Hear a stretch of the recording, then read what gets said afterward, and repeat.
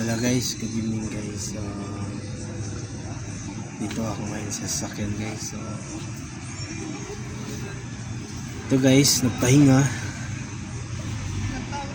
Pahinga muna tayo isang oras. Guys, pagod na. Pagod na yung katawan ko guys. Pero bira mo yun guys. Nag-start ako ng 1. Natapos ako ng alas 8 ng gabi. So, ito yung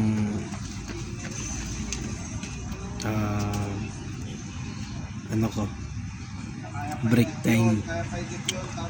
Hindi pa ako kumakain na kaya nga guys, kasi inahabol ko yung goal ko. Yun nga, kawa ng Diyos, konti na lang. So, yun nga guys. So, ganito talaga mga drivers. So, pagod din guys. Araw-araw yung hanap buhay mo na ganito. So, iba lang talaga yung nangangamuhan ka. Kasi makapahinga ka pa dito, hindi pwede. Kasi guys, gasolina pa lang guys. Magkano na yun? Abot na din ng 1,000.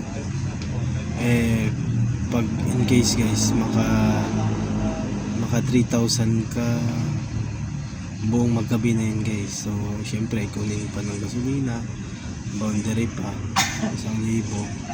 Tapos syempre pagkain ko pa. Kailangan talaga guys, maka 4,000 ako araw-araw. Ay 3,500 lang guys. Ganun. Kasi hindi naman pwede guys na hindi ako makaipon sa sarili ko. Siyempre may pamilya din ako. So, yun lang guys. Pagod na nga ako guys. Pagod na talaga guys, promise. Sobra. Sa Bisaya pa guys, bali na kayong kapuya. So, anay ko na yun.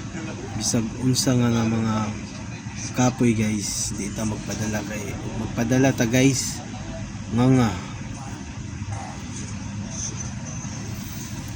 So guys, naday ko diri sa Okada karon, diri gilid sa may 7-Eleven.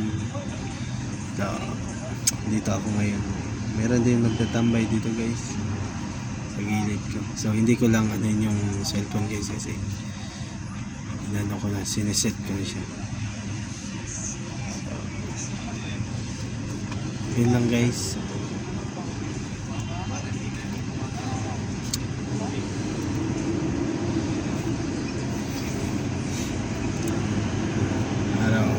Yung araw-araw ko guys, ganito guys. Lagi ako araw-araw, gigising ako ng maaga, natapos ako ng alas 10. Minsan din maaga uwi ako ng ganun din, alas 10. So ganun yung trabaho ko guys, araw-araw yan guys.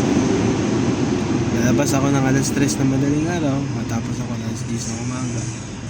Minsan nga guys, kahit lalabas ako niyan, pag dumating talaga na sobrang traffic guys, hindi ako makauwi niyan. Kailangan talaga makukuha ko yung 4,000 sa isang araw. So kasi guys, naka-ano na yan guys, naka-set, naka-ano na yan. Kasi meron din ako guys. So yun lang guys. So importante guys, so ano lang tayo lagi, malakas lang tayo lagi. Tapos sa taas guys, magpe-pray naman ako lagi guys. So hindi lang ako guys, kayo din. So dapat ganun din guys, lagi din kayo magpe-pray before tayo umalis ng bahay. Kasi hindi natin alam guys anong mangyayari sa atin sa daanan. Merong mga masasamang loob. So yun lang guys.